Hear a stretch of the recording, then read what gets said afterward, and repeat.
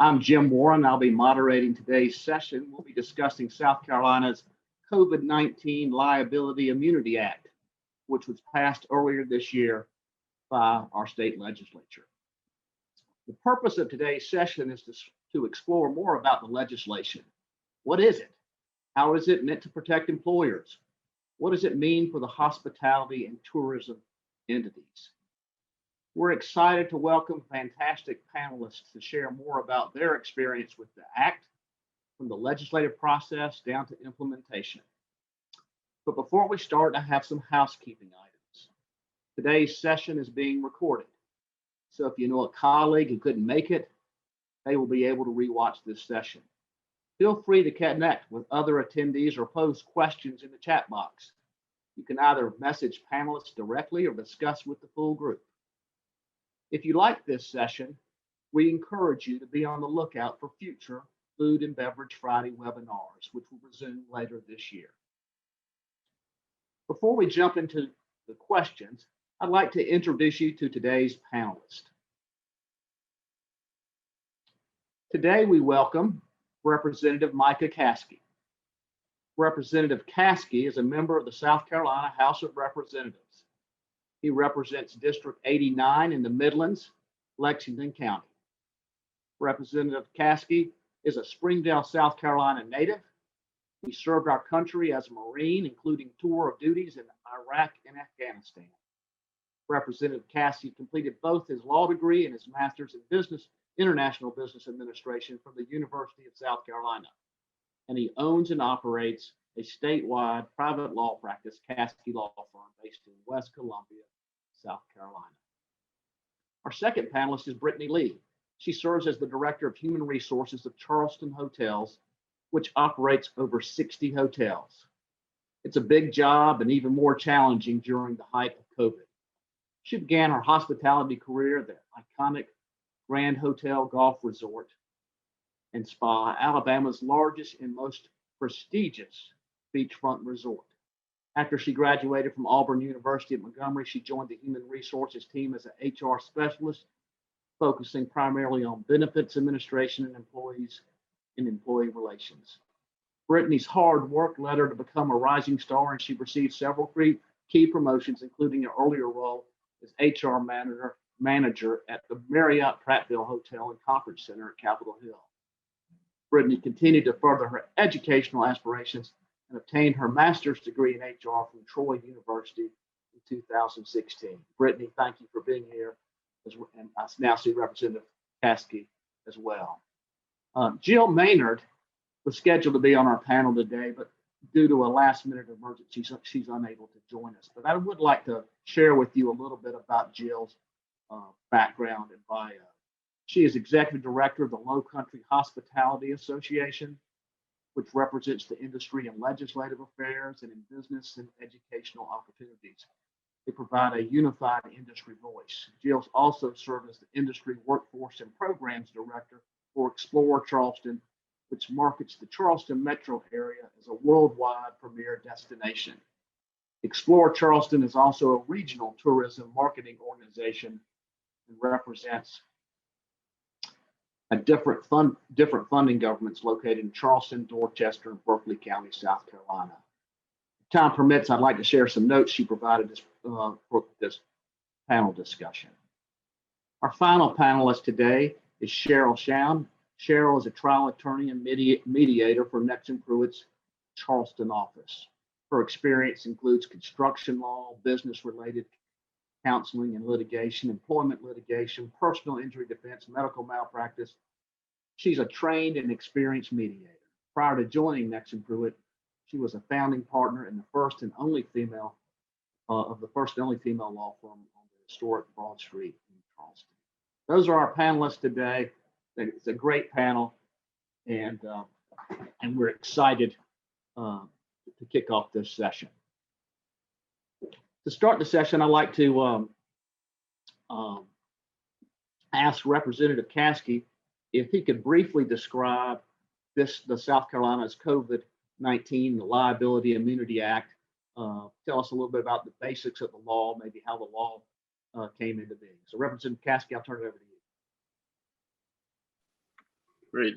Thank you, Jim. I appreciate the opportunity to be with everyone today and hopefully can provide something that may be useful to our audience. As everyone well knows, the coronavirus pandemic, when it came about, really was a dark cloud on all of us. And in that fog of war, so to speak, the unknowns started to manifest in different concerns, not least of which were damages that could possibly result from those who might contract coronavirus, or consequential damages, cost of litigating defenses around that. But that wasn't unique to the hospitality sector. Everywhere in our business community, we were hearing concerns that, what does this mean for us in terms of liability? And with respect to the coronavirus pandemic, is it set on?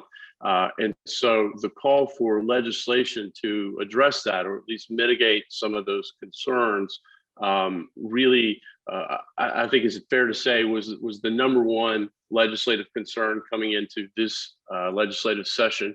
And in fact,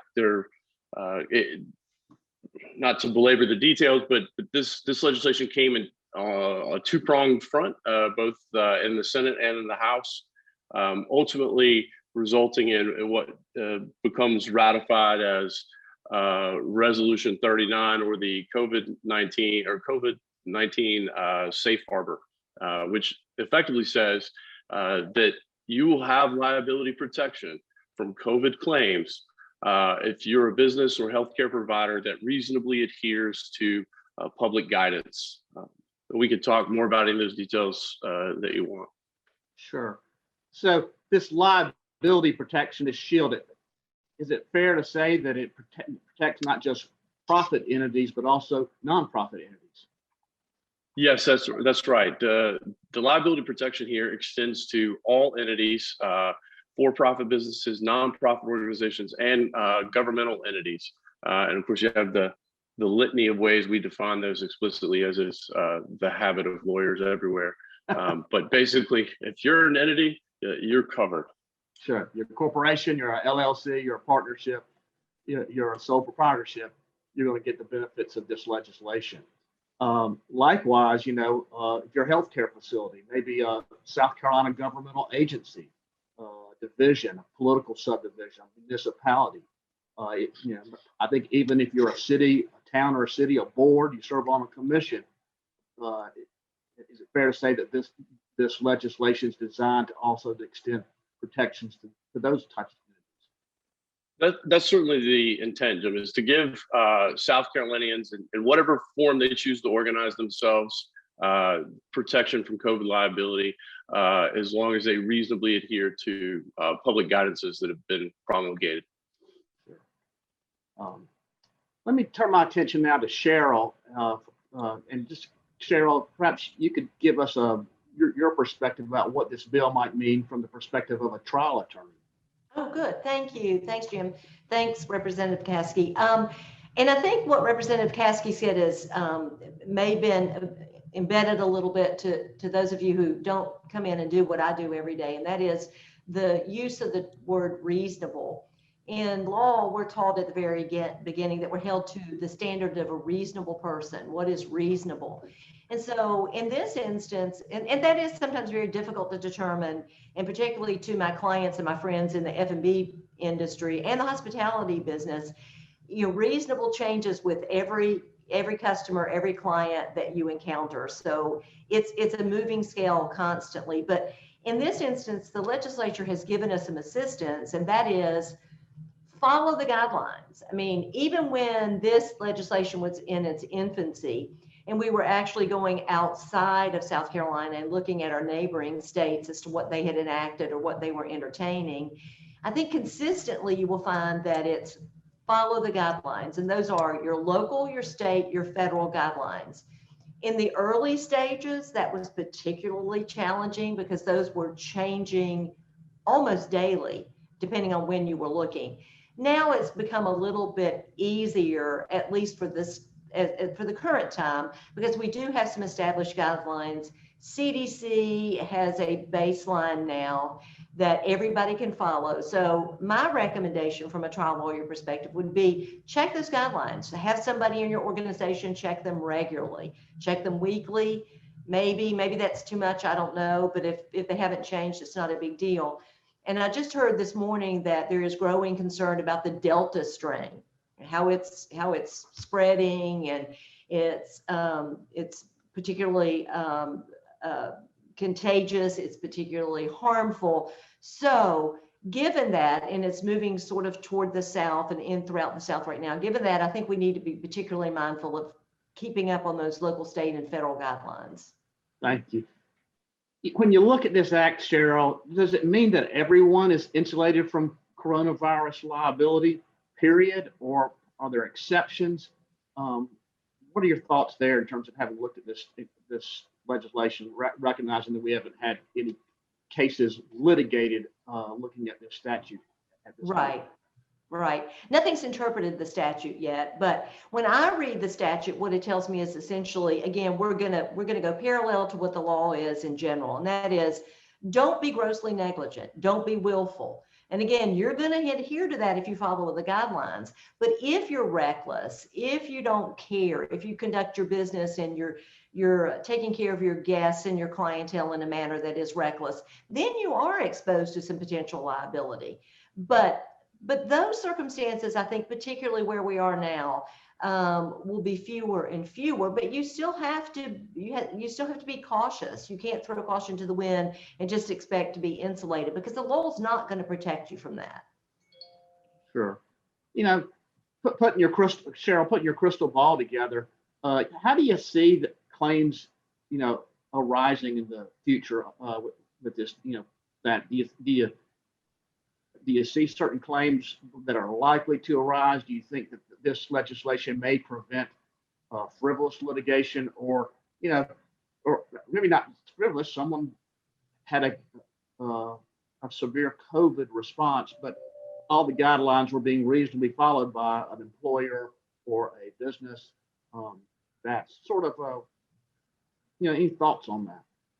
I do have a few thoughts on that, and I think, for the most part, this legislation, the way it's written, is going to do what it was intended to do. And that is, it's going to provide protection to those entities, for-profit and not-for-profit entities, and the individuals who work for them or otherwise represent them. It's going to give that protection as long as you are not being reckless or willful or grossly negligent.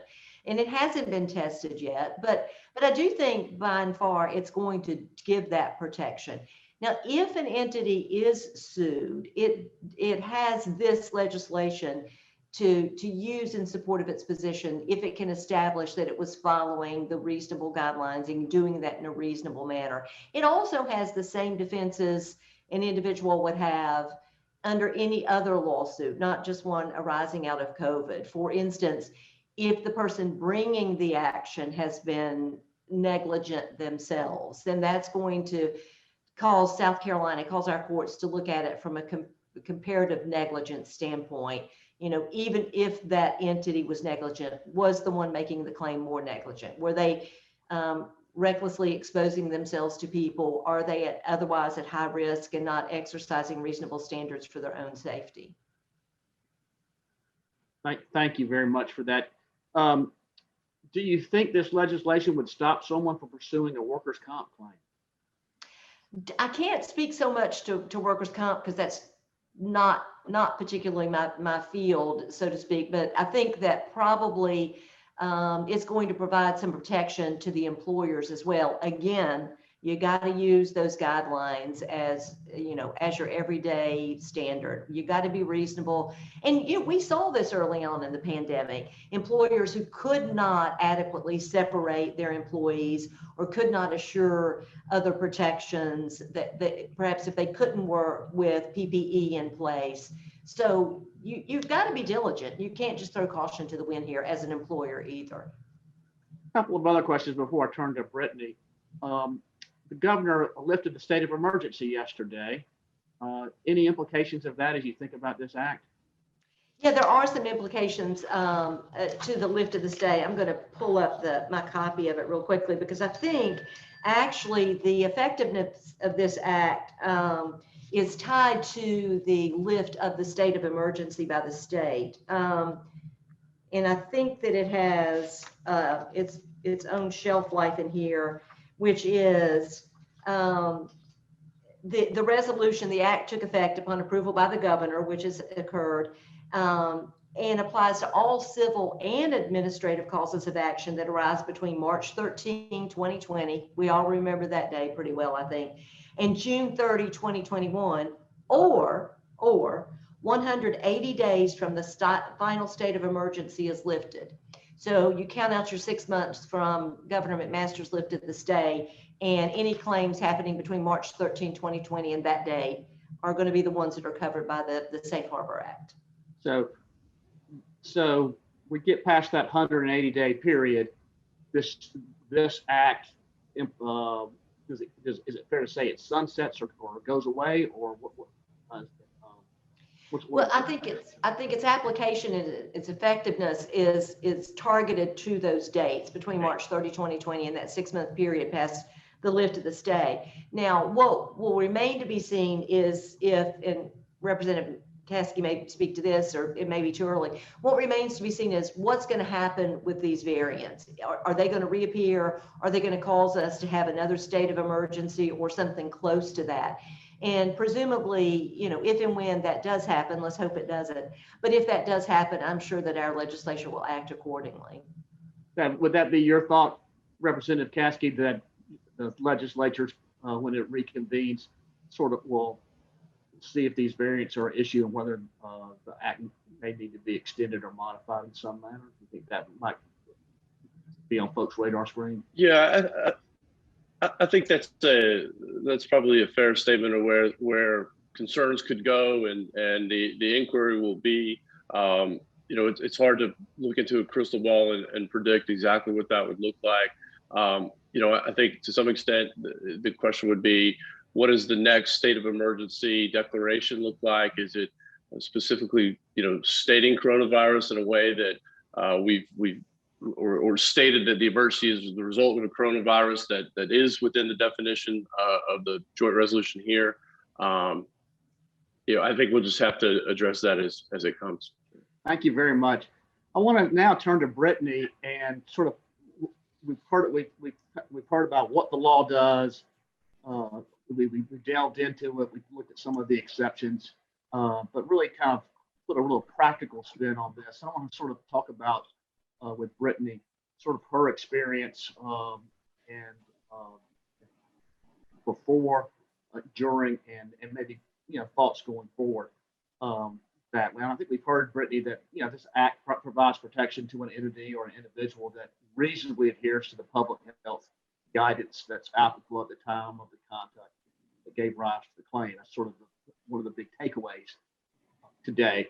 But generally speaking, what practices did your organization, other organizations in your industry follow before the enactment of this safe harbor provision? Maybe some particular practices and observations and things you had to deal with. Yeah, so I mean, automatically we're already following guidance from federal governments, just in health and safety regulations, state-specific departments of health. So making sure they're already following those guidelines and they're engraved inside our operating procedures. But once COVID happened, that's when we really were like closer to it than we normally are, because a lot of those guidances really don't change. But starting in March of last year, they were changing very rapidly. And we were following guidance from the CDC, OSHA, DHEC, EEOC, and, you know, state guidance, local guidance as far as county, city. So we basically looked at our operating procedures and did an overhaul. And the nuts and bolts of it started at the federal level. What is the federal guidance? What is the CDC saying? What is OSHA saying? And we took those guidances and looked at how we operated on a day-to-day basis. Every entity of the hotel, can we continue to provide this service safely and with the guidance of the government, or can we not? Do we need to eliminate the service temporarily? Do we need to continue to do it, but do it in a safer manner? So we kind of went through the process of looking at our entire operating procedures and just again, the nuts and bolts were based off federal guidance. And then from there, we had to look at what the state was saying, because a lot of it was different. So, some states are, lifted mask ordinances months ago. And we are in some of those states in some of our hotels. So we had to look at that. Okay, what is the state saying? Weave in what the state is saying. And then some cities and counties were saying different things, and we had to weave that in as well. So it was definitely a really hard process. Definitely in the first half of 2020, because things were changing on a day-to-day basis, but we continue to stay close to it every day. What's changing? We're on, DOL websites, talking to, our attorney with Nexsen Pruet as well. Just making sure we are staying compliant, because we wanted to make sure that we were taking into consideration the health and safety of our guests and our team members. And some of the hotels just had to close for a few months, right? We couldn't do it safely. Let's close our hotels for a little while. And that was a lot of when, SBA loans were going on, PPP and so forth. But we had to do that with some of the hotels. We had to really look at each one individually, and based upon what the governments were saying, can we operate safely? Yeah, from a legal perspective, you raise one of the challenges of running a business where you got multiple hotels all over the country, different things, and we saw so many different responses to COVID from a policy perspective. We saw federal responses, federal guidelines put in place. We saw state policies, and we talked here in South Carolina, South Carolina DHEC, and then you had local cities, various cities making, trying to protect their citizens at that. And so we had this, it was very, from a business perspective, especially a business that, operates that, to deal with federal, state, local things. And you get down to on a hotel by hotel basis, or if you're on a restaurant chain, it's a restaurant. It's quite a challenge. How did y'all's team kind of come together to deal with some of that challenge? Was it a lot? I mean, just was it pretty intense time for you? And I can only imagine that individual hotels communicating back to the corporate office, so to speak. Yes, it was definitely difficult. Mostly because once we thought we had it figured out in one spot, the next day was nope, it's different now. So basically, we have kind of I don't want to say a chain of command, but we have field operations directors with the corporate office who have an assignment of hotels. So they were really close to all their general managers, and the GMs, they're on the ground. So they're getting a lot of the local guidance and things to them. So they were kind of pushing that information up to us. And then from there, we were redoing operating procedures when it comes to guest experience. And then also redoing operation procedures when it came to how we're handling our employees as well. What PPE do we need to get? What type of modifications do we need to make to our hotel's front desk or back of house to make sure that we're giving them proper social distancing and so forth. So it really was kind of coming up the chain, was starting with the general managers at their hotels were seeing, and they were pushing that up to their operations directors, which then pushed it up to this level when I worked closely with our vice president of operations and then the HR side here to make sure we got those procedures in writing and push those back out. Just because as an HR professional, we're all about documentation, document Sure. everything. And in this process, that's what we did. We documented all of our changes in anticipation of liability, right? Because it was so much going on. There were so many things changing very fast, and we wanted to make sure we had a trail of what we were doing to show reasonable effort if something ever came back from any COVID claims. Great. Let's move forward where we are today and going forward. Kind of what changes have you been seeing recently, say in the last two or recently, and going forward? Are you starting to see as the guidelines change? Do you anticipate new changes? So what's it look like right now? So, we're definitely on the other side of it. We feel like we're on the right side of things. Not that we have it all figured out yet, because we don't, but I think we pretty much kind of know where we're headed. We've seen business return at a very fast pace, which is great.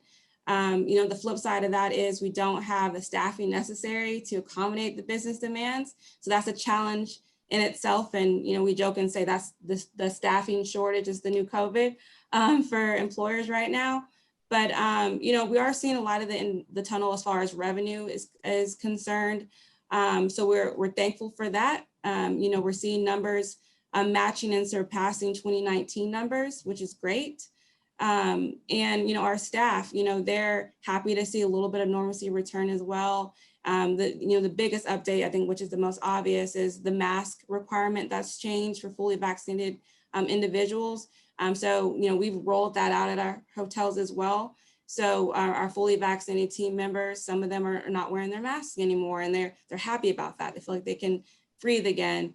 But we also have some fully vaccinated employees who continue to wear their mask, and we encourage that as well. I mean, they encounter hundreds of guests on a day-to-day basis. They're serving them, they're checking them in and out, they're cleaning their rooms. So we continue to encourage them to put whatever measure that they feel that makes them feel safe. That makes a lot of sense. I want to touch a little bit on what you alluded to earlier, a couple of statistics. I'm sort of a statistics geek. April, first time restaurant sales have exceeded grocery sales since March 13 of 2020. So if you looked at that, so clearly there's been a bounce back in the restaurant thing, and same with the hotel. But we talk about workforce strategies and HR.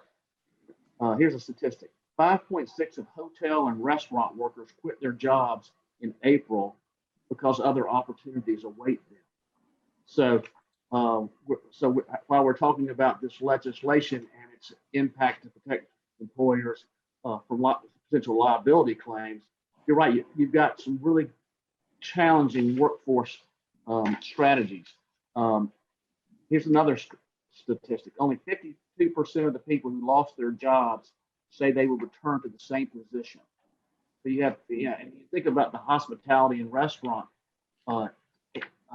industries, they were impacted as severely as there are other industries that were clearly impacted and in all of this, and but clearly the food and beverage that, and now we're hearing workers who've left are not coming back. Are you seeing that? And what sort of strategies are you trying to deal with? Are you even having to, not rent, I'd say rent out as many rooms because maybe you have a shortage of housekeepers, et cetera. What are you seeing right now? Yeah, when we were looking at the workforce strategies and just kind of, we're basically overhauling all of them and trying to look at it with a different lens, because there was a lot of federal aid last year, which was great to help people stay afloat and maintain their lives. So we were all grateful that was available for everyone who qualified for it. But we also saw a lot of people maybe relax a little bit more and kind of sit back and kind of see how the pandemic evolved to see if they actually wanted to go back into the workforce while they're in a pandemic.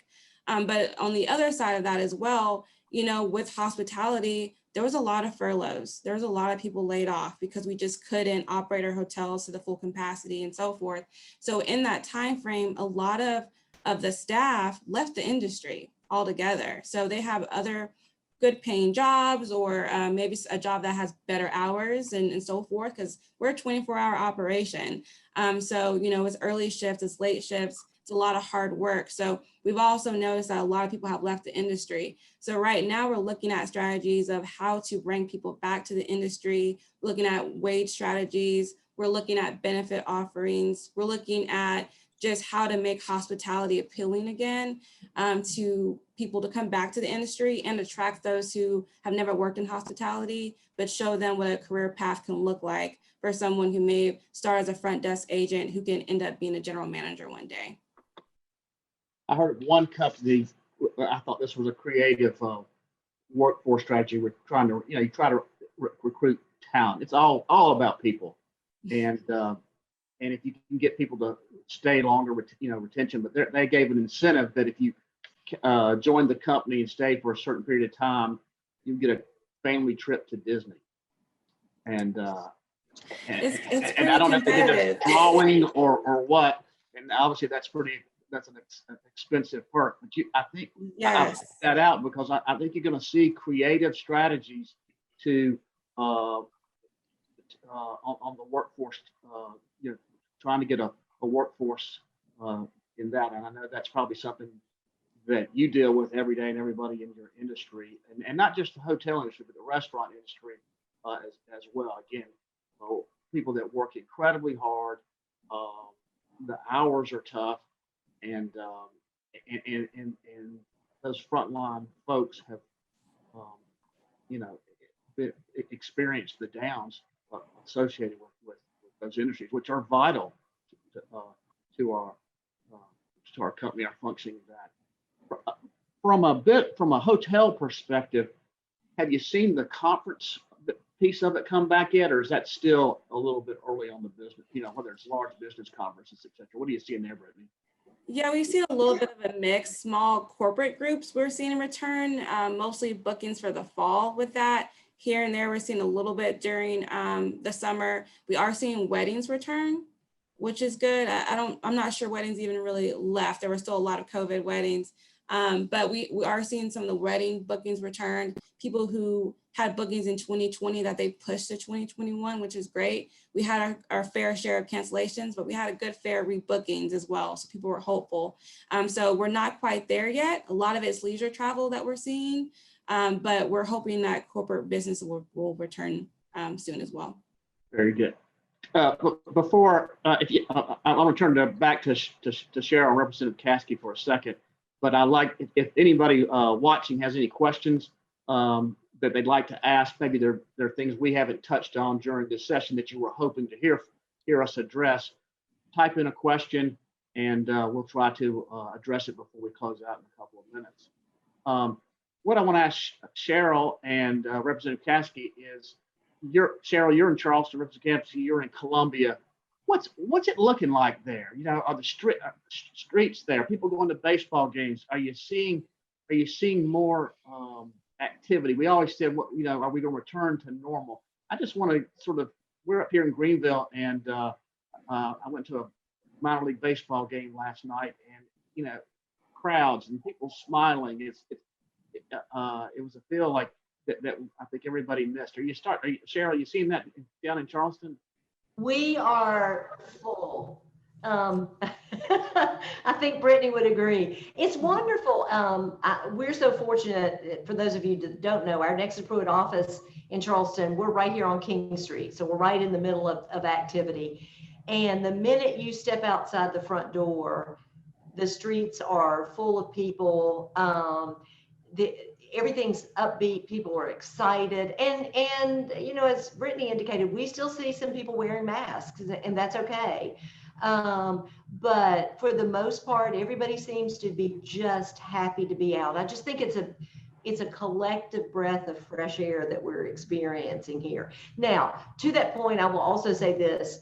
I work downtown. I'm so lucky to work downtown, and I live in Mount Pleasant. So I had the opportunity to patronize and go by and see and visit and just drive by any number of businesses in the hospitality industry. And I will tell you, it almost to a location, they're looking for people. I mean, Brittany's point is absolutely well taken. The industry, hospitality and F&B took a hit. And so they're looking.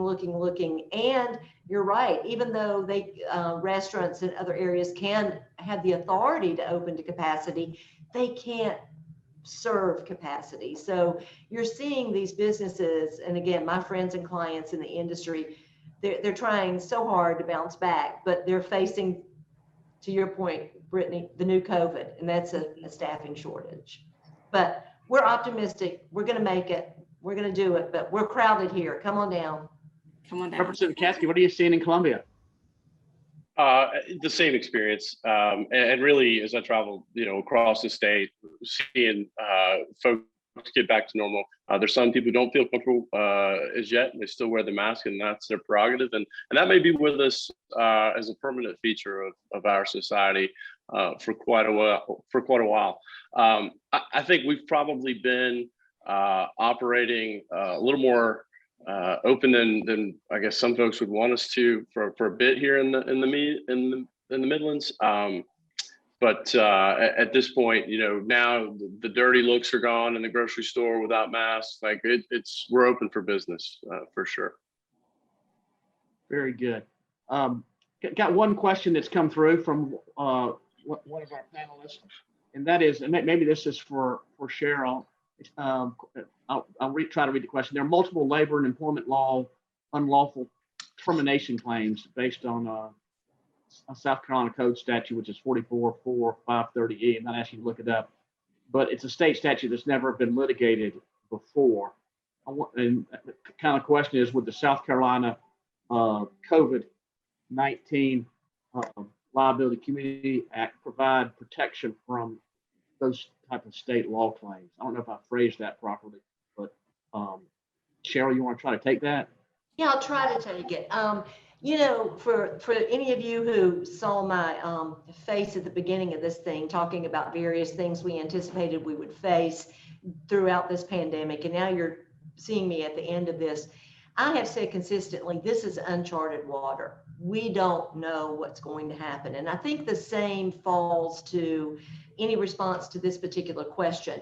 It's going to end up being a matter of interpretation. Many of you will remember that a year ago this time, we were wondering, just like Brittany said, employees are being furloughed. Some of them can't come back. What's going to happen? Will my business interruption cover any part of this? Do I have a viral exclusion under my commercial general liability policy? These claims and these types of claims, including those about which the question has been asked, are still up for grabs. We don't know what's going to happen, and it's going to be a new world every day for a little while as various jurisdictions interpret statutes and apply them to what has happened throughout the pandemic. Thank you. Thank you for that. I think with that, I just want to thank our panelists today. This has been a great discussion. I think a great topic. It's something that I've learned a lot. And so I thank Representative Caskey. I thank Brittany Lee. I thank Cheryl Chown, and for sharing their thoughts and their expertise in this area. I want to also thank our audience for participating today. I hope you found value in this discussion today. And I'd just like to close by saying, we're going to have future food and beverage webinars, different topics. This is a large industry in the Carolinas. It's an important industry, and this topic is just one topic of many that affects the food and beverage industry. Hope everyone has a great weekend. And again, thank you for your time.